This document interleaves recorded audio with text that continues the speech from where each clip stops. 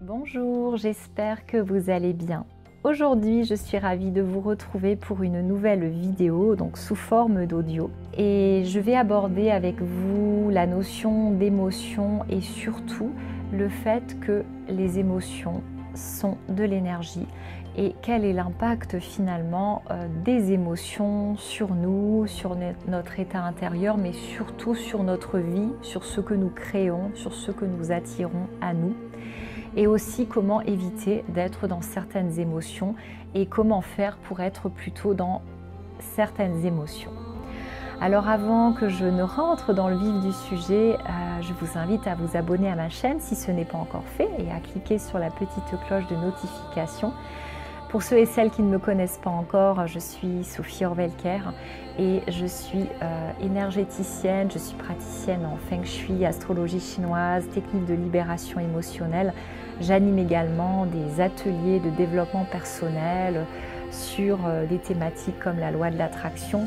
Par exemple, j'ai également des ateliers en ligne sur mon site internet. Et j'ai créé cette chaîne YouTube vraiment dans une optique de vous fournir des ressources pour élever votre vibration, puisque la vibration, l'énergie, c'est la base de tout. Et mon souhait, c'est donc que vous puissiez trouver sur cette chaîne des ressources gratuites et utiles pour vous aider à générer toujours plus de bonheur, toujours plus d'harmonie et toujours plus de bonne santé. Les émotions. Les émotions sont de l'énergie. Alors, pourquoi ? Je l'ai souvent répété dans certaines de mes vidéos et d'ailleurs je vous invite à les revoir si vous ne les avez pas encore vues, enfin à les voir ou à les revoir.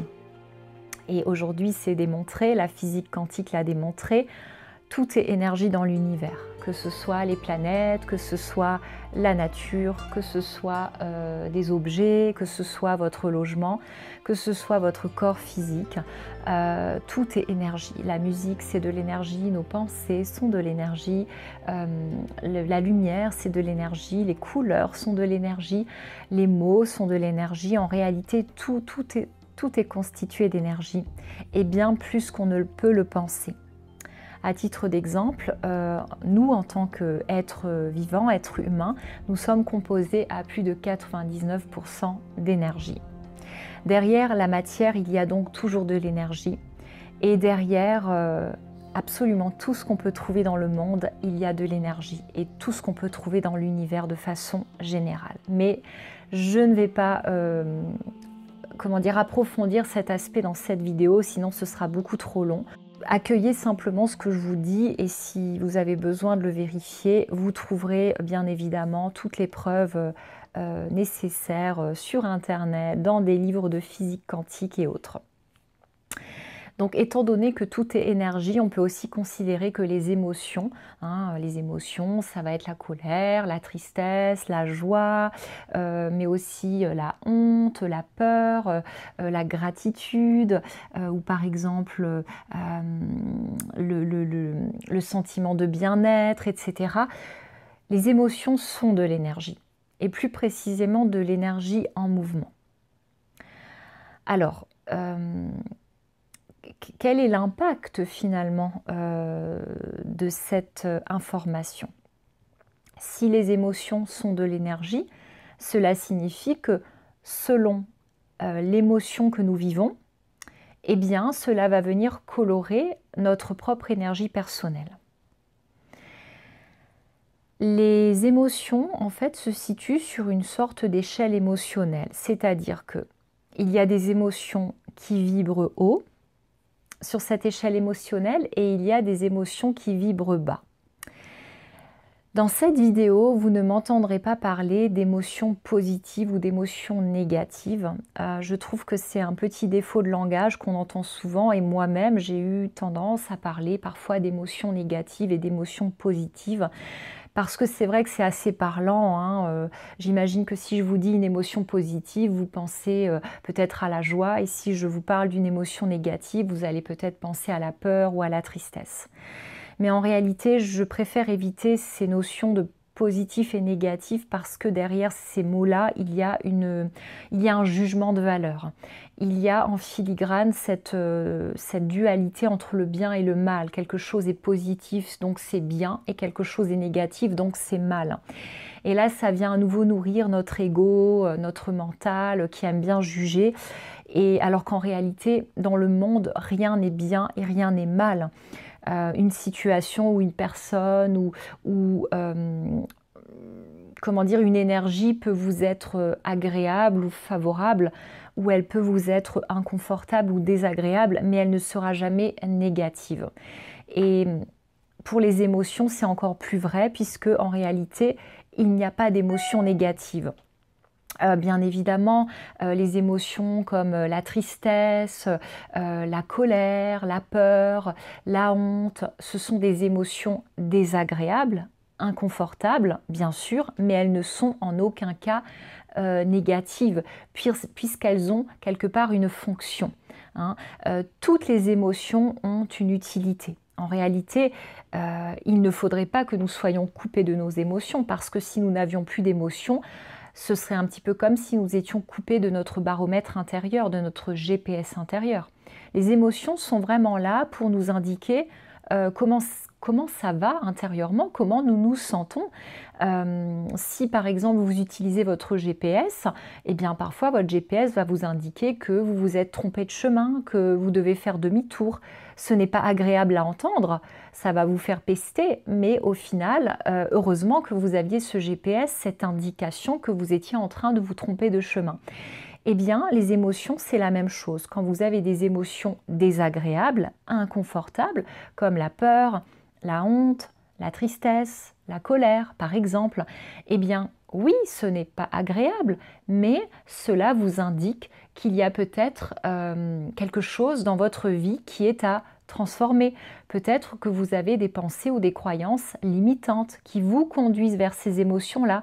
Peut-être que vous faites, entre guillemets, fausse route et que vous devriez changer quelque chose. Donc, ces émotions, aussi désagréables soient-elles, elles ont leur utilité. Donc, il ne s'agit surtout pas de les bloquer, de lutter contre ces émotions ou même encore de les supprimer, pas du tout. Il s'agit bien sûr de les accueillir, mais il faut vraiment sortir de cette notion de négatif et positif.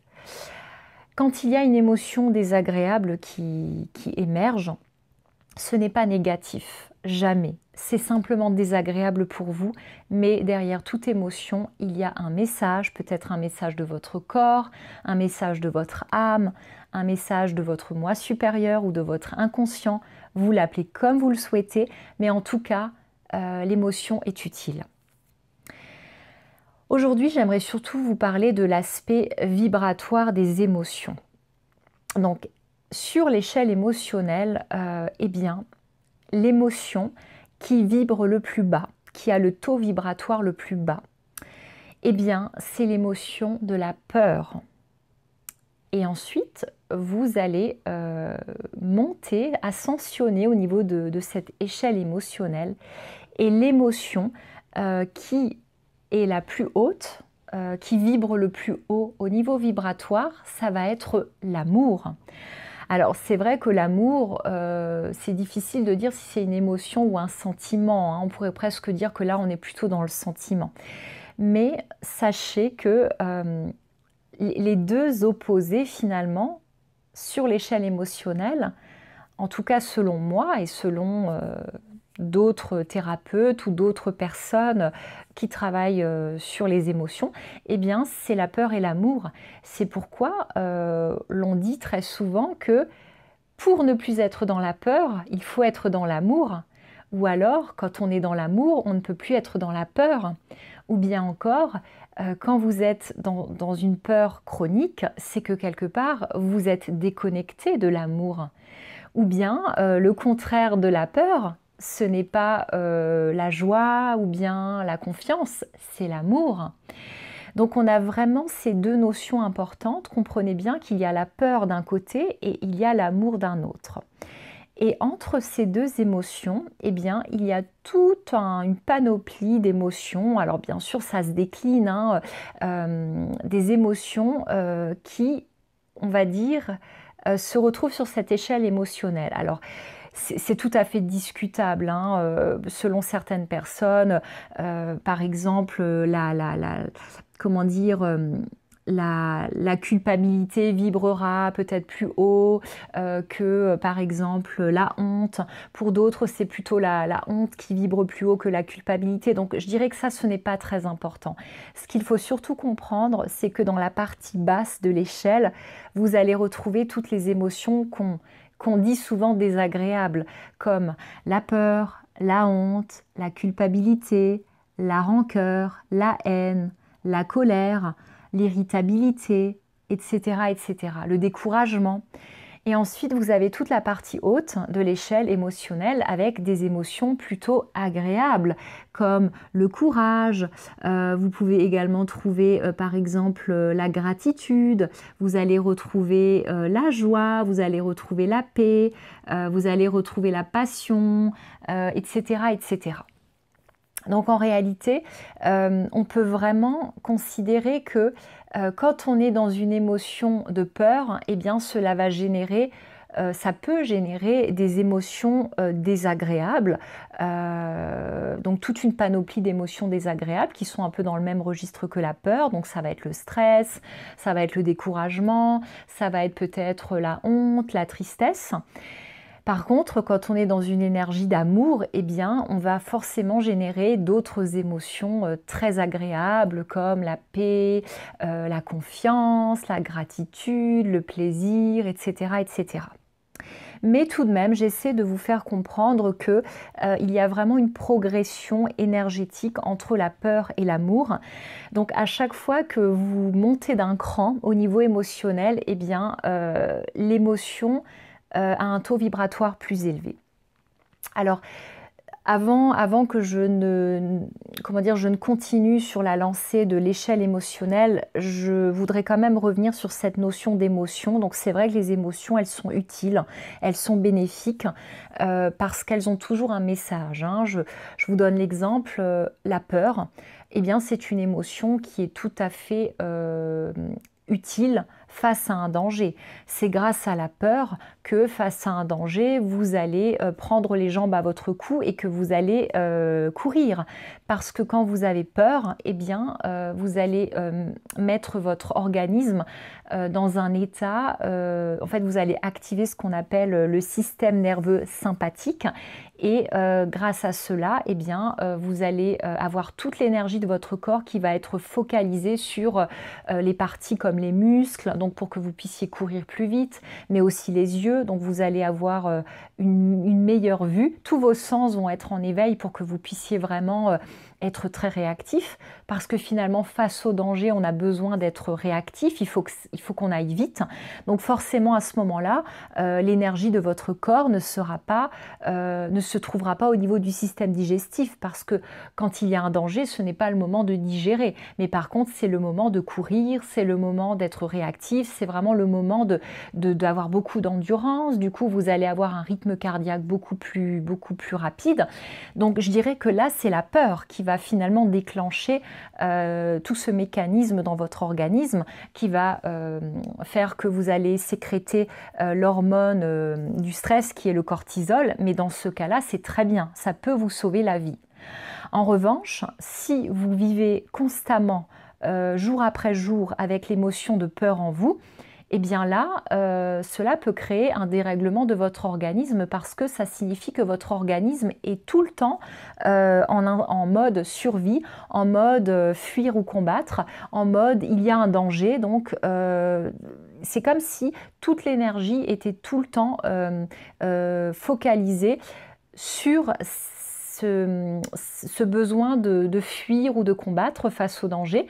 Donc ça veut dire que vous avez un rythme cardiaque qui est tout le temps trop fort, vous avez vos sens qui sont tout le temps en éveil, du coup vous êtes en hypervigilance 24 heures sur 24, ce qui vous empêche de dormir, vous êtes tout le temps stressé, donc là par contre ça devient néfaste. Mais je referme cette parenthèse. Je prends un autre exemple, la tristesse.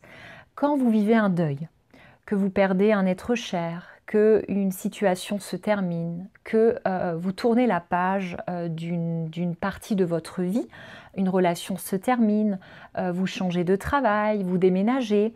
C'est tout à fait normal de ressentir de la tristesse parce que grâce à cette émotion, vous allez pouvoir tourner la page. C'est comme si vous envoyiez le signal à votre être tout entier que quelque chose se termine, mais c'est aussi pour accueillir le nouveau. Donc je dirais que la tristesse va vous permettre d'accepter ce qui s'est passé, de faire le deuil finalement pour pouvoir mieux rebondir. Donc bien sûr, si cette tristesse devient chronique, qu'elle dure durant des mois ou des années, là par contre, effectivement, ça peut avoir un impact néfaste sur vos poumons par exemple, hein, puisqu'en médecine chinoise, la tristesse et les poumons sont reliés. Donc là, ça va venir fragiliser vos poumons ou peut-être que ça va venir vous affecter d'une autre façon parce que l'émotion s'est installée de façon chronique et durable. Là par contre, ce n'est pas bénéfique. Je peux également prendre l'exemple de la colère. Quand vous avez l'émotion de la colère qui vous traverse, c'est peut-être parce que sur le moment, une personne vous a manqué de respect ou ne vous a pas respecté. Ou peut-être qu'à un moment donné, vous avez senti que oui, on n'a pas respecté la souveraineté de votre être. Une personne a peut-être essayé de violer votre intimité ou bien n'a pas tenu compte des barrières, des limites que vous lui aviez fixées. Donc là, le fait de vous mettre en colère, ça va vraiment vous permettre d'affirmer votre souveraineté, d'affirmer comment dire, vos limites. C'est de dire non, là tu es allé trop loin, je ne suis pas d'accord avec toi. Donc c'est vraiment l'affirmation de soi. Mais là aussi, la colère, quand elle devient chronique, que vous devenez une personne colérique, c'est-à-dire que quand la colère devient votre marque de fabrique ou votre signature énergétique, là, ça devient néfaste pour vous parce que ça veut dire que vous êtes tout le temps dans la colère et que forcément, ça veut dire que votre foie, par exemple, hein, qui est en lien avec l'émotion de la colère, il est tout le temps mis à l'épreuve. Voilà, donc j'espère que c'est bien clair pour vous. Les émotions sont bénéfiques, même les émotions désagréables, elles sont bénéfiques à condition qu'on les laisse nous traverser et qu'ensuite on les évacue. Par contre, quand on bloque les émotions, qu'on les refoule et qu'elles continuent à rester en nous durant des semaines, des mois ou des années, à tel point qu'à la fin, elles deviennent presque un trait de caractère, et bien là, par contre, ça devient toxique. Donc là, il y a souvent une petite confusion. J'entends parfois des personnes qui me disent oui, mais bon, les émotions, parfois c'est important d'en avoir, c'est important d'être triste. Oui, bien sûr, c'est important. Mais le but, ce n'est pas non plus de chercher à être triste ou de chercher à être en colère. Le but, c'est de vivre ces émotions sur le moment, de se laisser traverser par ces émotions suite à un événement. En revanche, si vous êtes encore en colère 10 ans après qu'un événement se soit produit, eh bien, c'est que quelque part, la charge émotionnelle est toujours en vous et là, elle peut devenir toxique pour vous. Donc, je referme cette parenthèse. Alors bien sûr, si vous êtes heureux tout le temps, c'est-à-dire que si après avoir vécu un événement joyeux il y a 10 ans, vous ressentez toujours de la joie en vous, eh bien tant mieux. Les émotions agréables, c'est très bien d'en être imprégné et de faire en sorte qu'elles ne nous quittent pas. Vous l'avez compris. Je reviens à mon histoire d'échelle émotionnelle. Donc, prenez vraiment cette échelle émotionnelle un petit peu comme une règle graduée. Donc, la peur, on va dire, c'est vraiment l'émotion qui vibre le plus bas. Donc, on peut par exemple, je vais vous donner un chiffre, on va dire que la peur vibre par exemple à -20. Donc, ça veut dire qu'à chaque fois que vous êtes dans l'émotion de la peur, eh bien, cela va venir abaisser votre propre taux vibratoire. Donc si vous vivez une expérience qui vous crée la peur, forcément, après avoir vécu cette expérience, vous allez sentir que votre taux vibratoire est plus bas. C'est tout à fait logique. Quand on a failli mourir dans un accident de voiture ou qu'on a eu très peur à un moment donné de quelque chose, d'un danger, souvent on est dans un état de stress qui nous montre bien qu'on a pris un coup au niveau vibratoire. Mais on peut très bien sortir de cet état assez rapidement. D'ailleurs, il suffit d'observer les animaux dans la nature, les animaux sauvages. Par exemple, si vous avez déjà regardé des reportages animaliers, eh bien, quand vous avez par exemple une lionne qui court après un zèbre ou bien un autre animal, une proie, eh bien, vous constaterez que bien sûr, l'animal qui se fait courser par la lionne court très vite. Et une fois que le danger est écarté, imaginons que le zèbre arrive à échapper à la lionne, eh bien, le zèbre, au bout de quelques minutes, eh bien, déjà, il va se mettre à trembler. Donc, le fait de trembler, c'est une façon d'évacuer l'émotion. Et au bout de quelques minutes, le zèbre retrouve un état de paix, de sérénité. Pourquoi? Parce que le zèbre a réussi à éliminer, à évacuer sa peur. Donc il n'a pas bloqué l'émotion de la peur en lui, parce que s'il l'avait bloqué en lui, il serait encore en état de tétanie et peut-être que plusieurs heures, plusieurs jours, plusieurs semaines après, il serait toujours dans la peur, ce qui n'est pas le cas dans la nature. Donc les animaux savent très bien comment évacuer leurs émotions. Donc normalement, même si vous vivez un moment de grande peur, de grande frayeur, à partir du moment où le danger est écarté, que vous êtes rassuré, que vous avez évacué l'émotion, il n'y a aucune raison que vous restiez dans un taux vibratoire faible. Mais le souci, c'est quand la peur devient chronique, qu'elle devient votre quotidien. Ça signifie que cette émotion, elle vous maintient dans un taux vibratoire très bas. Ça signifie aussi que vous devez vraiment ramer, que vous devez faire beaucoup d'efforts pour élever votre vibration. Donc ça veut dire peut-être que vous devez tout le temps courir chez peut-être un énergéticien, ou peut-être que vous devez dormir beaucoup parce que cette énergie vous pompe de l'énergie, ou peut-être que vous sentez que le moindre effort que vous faites, ça vous fatigue, donc vous êtes obligé de renoncer à des activités. Peut-être que vous avez du mal à vous concentrer, etc., etc. Donc ça, c'est vraiment le signe que l'énergie de la peur est toujours en vous. Alors, j'aimerais justement vous parler de la peur parce que pour moi, c'est vraiment une émotion, je trouve, qui devient chronique pour de nombreuses personnes. Alors la peur génère le stress, hein, c'est à peu près la même chose. Quand vous êtes tout le temps dans la peur, ça vous génère un stress constant. Vous êtes comme un animal apeuré qui est complètement paralysé par la peur, qui n'arrive plus à vivre normalement. En fait, vous êtes comme dans un état en mode survie. En fait, quand on a peur, on ne vit plus, on survit. C'est-à-dire qu'on est vraiment dans un état d'esprit où le danger est partout, il faut se cacher, soit il faut fuir face au danger, soit il faut combattre le danger. Donc au final, on n'est jamais vraiment serein.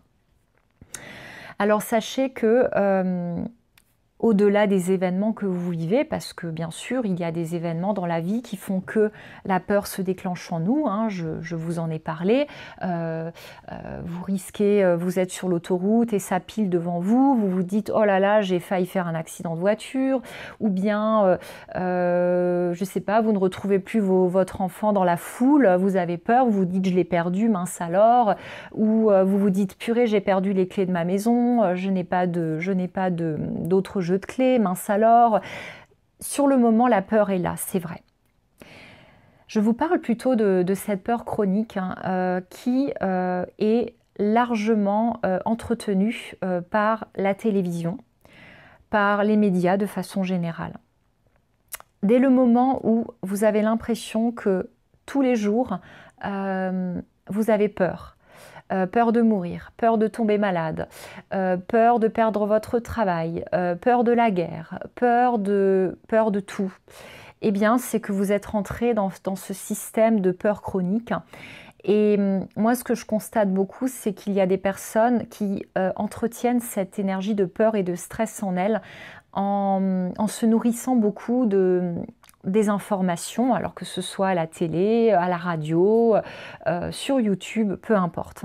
Dès le moment où vous vous nourrissez d'informations anxiogènes, quelles qu'elles soient, hein, ça peut être sur la santé, ça peut être sur l'économie, ça peut être, peu importe. Dès le moment où ça devient votre quotidien, de vous alimenter, de vous nourrir d'informations anxiogènes, eh bien, c'est comme si vous mettiez sans cesse votre organisme en mode fuir ou combattre. C'est-à-dire que c'est comme si tous les jours, vous vous mettiez dans des situations où vous risquez quelque chose de grand, vous risquez de mourir, vous risquez de tomber malade, vous risquez de manquer d'argent, etc., etc.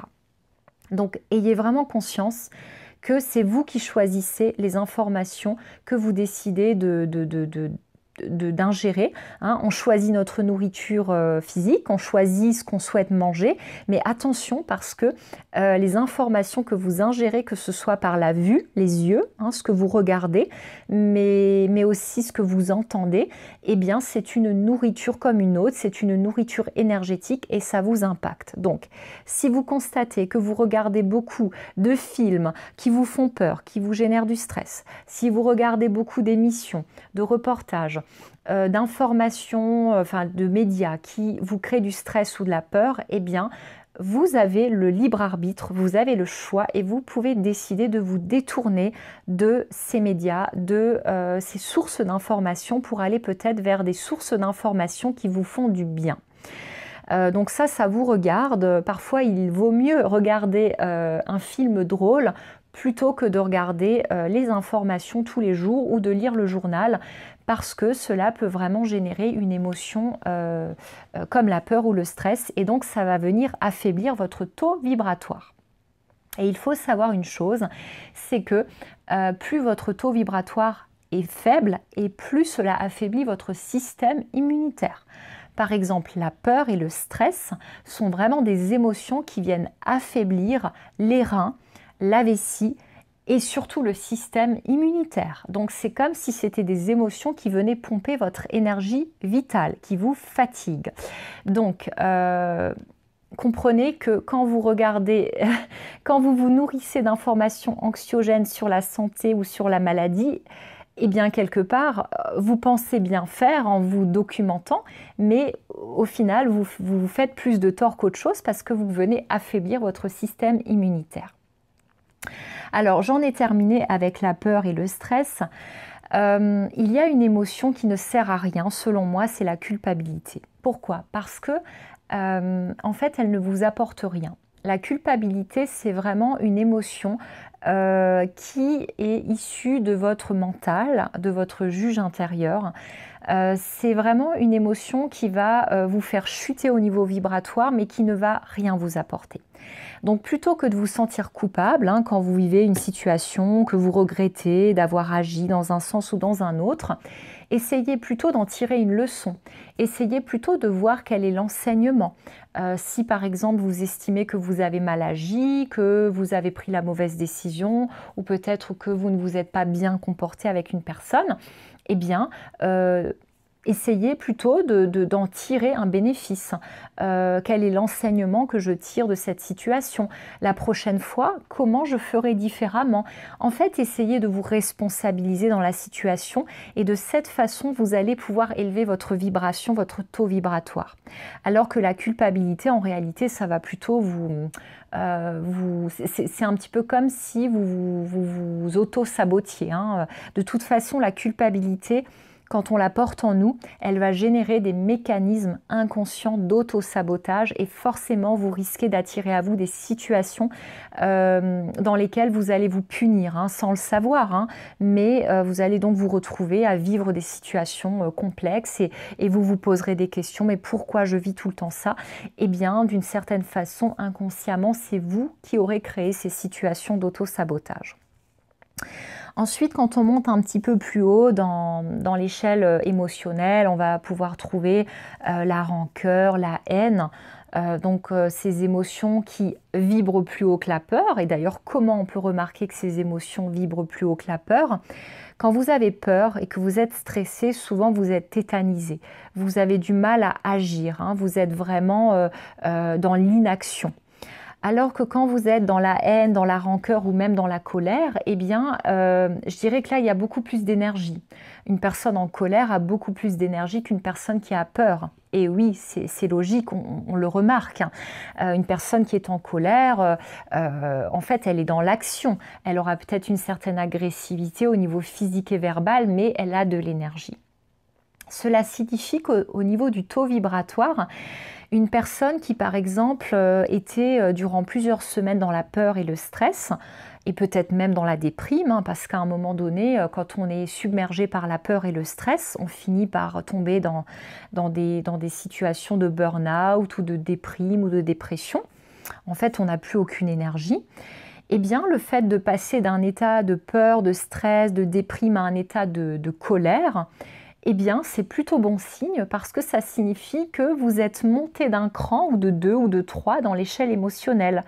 Même si la colère reste une émotion qui, sur le long terme, peut devenir toxique, parce que si vous restez en colère pendant des semaines ou des mois, eh bien, quelque part, c'est un petit peu comme si vous vous envoyiez du poison à vous-même. Donc la colère n'est pas une émotion qui va vous faire du bien sur le long terme, mais en revanche, cela vous permettra quand même de vous rendre compte que vous allez mieux. Donc une personne qui était déprimée, qui soudainement est en colère, eh bien c'est bon signe, ça signifie qu'elle retrouve de l'énergie. Ensuite, on monte un petit peu plus haut, donc dans l'échelle. Ensuite, on va trouver des émotions comme par exemple l'irritabilité. Voilà, le fait d'être irritable, frustré, c'est un peu mieux que d'être en colère. On va dire qu'une personne frustrée, irritée, elle n'a pas encore exprimé sa colère. On va dire que c'est toujours mieux. Et ensuite, eh bien, on va monter tout doucement dans l'échelle émotionnelle. À un moment donné, on va passer peut-être du découragement au courage. Ou bien on va passer par exemple à l'émotion de l'espoir. L'espoir, c'est peut-être une personne qui est peut-être encore un peu faible au niveau énergétique, mais elle commence à voir un petit peu le bout du tunnel. Elle commence à se dire qu'il pourrait y avoir quelque chose de bon pour elle. Elle commence à y croire. Donc ça peut être l'espoir, le courage, peut-être l'optimisme. Et puis petit à petit, on va arriver vers une énergie de confiance, peut-être de satisfaction. Et petit à petit, on va monter vers la gratitude. On commence à avoir de la gratitude, on commence à se sentir en joie, on commence à ressentir la paix et à un moment donné, on ressent l'amour de façon générale, de façon inconditionnelle. Donc ce que j'essaie vraiment de vous dire, c'est que selon l'émotion que vous ressentez, vous pouvez à peu près vous dire, vous savez à peu près si vous êtes en train d'augmenter votre vibration personnelle ou plutôt de l'abaisser. Encore une fois, il n'y a pas de jugement. Si vous avez une situation qui vous crée de la colère, que vous avez besoin de vivre et d'exprimer la colère, c'est très bien. Mais j'ai envie de dire, plus vite vous allez libérer cette colère en l'exprimant peut-être, et plus vite vous allez à nouveau pouvoir passer peut-être dans un état de paix. Si par exemple vous vivez un événement qui vous crée de la peur, eh bien plus vite vous allez libérer cette peur en vous et ne surtout pas la bloquer, ne pas la refouler, et plus vite vous allez pouvoir remonter dans l'échelle émotionnelle vers des émotions agréables. Donc vous n'êtes pas obligé de rester coincé dans des niveaux vibratoires bas et pour cela il ne faut surtout pas que les émotions désagréables ou inconfortables restent dures ou deviennent chroniques. Donc réfléchissez peut-être, est-ce qu'actuellement l'on vous définit ou vous vous définissez par une émotion? Si vous-même vous vous définissez comme étant une personne toujours triste ou comme étant une personne peureuse ou comme étant une personne colérique, cela signifie que vous avez peut-être cristallisé une émotion en vous parce que sur le moment, vous ne l'avez pas vécue pleinement. Vous avez voulu être fort ou forte ou vous avez voulu la masquer, la cacher parce que ce n'était pas le moment, parce que ça ne se faisait pas, parce que vous vouliez garder la face, etc., etc. Donc, si vous sentez qu'une émotion comme ça s'est cristallisée en vous et qu'elle est devenue presque votre trait de caractère, eh bien, il est peut-être temps de la libérer parce que cette émotion vous maintient dans un taux vibratoire bas. Alors bien sûr, peut-être que vous faites tout pour compenser et c'est très bien, mais vous finissez par vous fatiguer à force de vouloir compenser. En revanche, vous pourriez très bien aussi être défini par une émotion qui est plutôt agréable. Peut-être que vous sentez que vous êtes une personne joyeuse ou que vous êtes une personne sereine ou que vous ressentez de la gratitude au quotidien. Dans ce cas-là, cela signifie que l'émotion qui vous habite, eh bien, elle élève fortement votre vibration. Voilà, donc je voulais vraiment vous rendre attentif, vous sensibiliser sur la signature énergétique des émotions. Une émotion, c'est une fréquence vibratoire et donc, bien évidemment, je vous encourage à aller de plus en plus vers des émotions qui vibrent haut. Alors bien sûr, hein, il ne s'agit pas d'utiliser une baguette magique pour devenir joyeux ou se sentir serein, mais essayez autant que possible d'avoir des pensées, des croyances qui vous font du bien, qui vous nourrissent.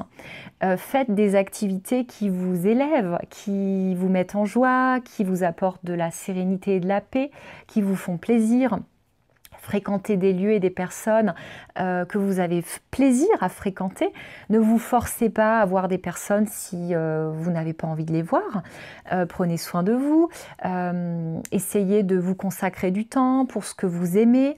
En fait, essayez vraiment de trouver les activités ou bien les fréquentations ou bien les lieux qui vont vous permettre de générer des émotions qui vous font du bien.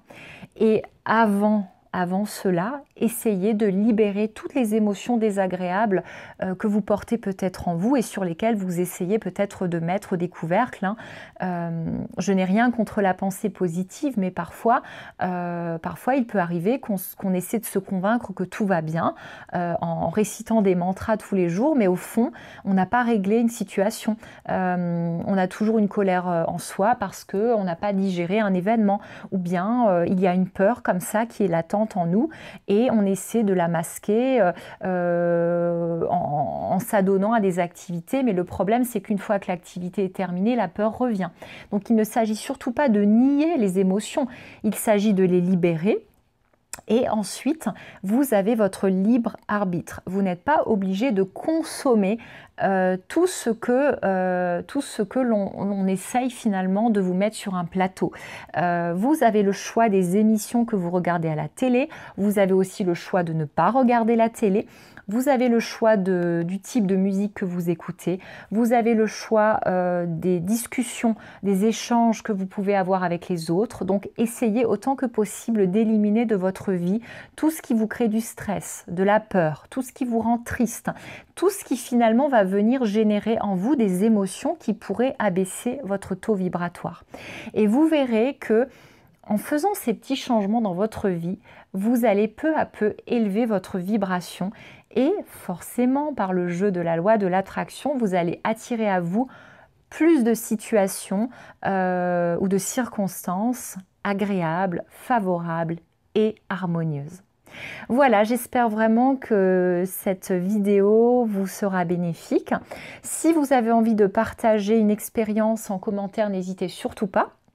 Peut-être que vous avez constaté qu'en supprimant peut-être un programme télé qui était trop anxiogène, vous avez constaté que vous étiez plus léger ou plus légère, ou peut-être que vous avez constaté qu'en libérant une émotion peut-être difficile que vous portiez en vous, eh bien des portes se sont ouvertes.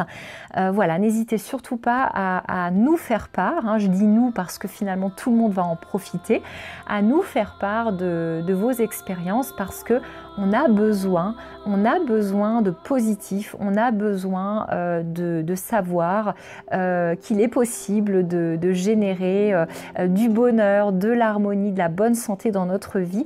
Donc cette vidéo, c'est aussi une façon pour vous d'élever votre taux vibratoire en vous remplissant d'espoir, hein, parce que le but de ma chaîne, c'est vraiment de vous donner de l'espoir et de vous montrer qu'en réalité, on peut tout à fait agir sur notre propre vibration et donc sur notre propre vie. En réalité, nous ne sommes pas des victimes, hein, nous avons vraiment ce pouvoir en nous. Nous sommes des êtres énergétiques et nous pouvons vraiment transformer notre vie si nous le voulons et bien sûr si nous savons comment faire. Voilà, bah écoutez, je vous souhaite une belle fin de journée et je vous dis à très bientôt.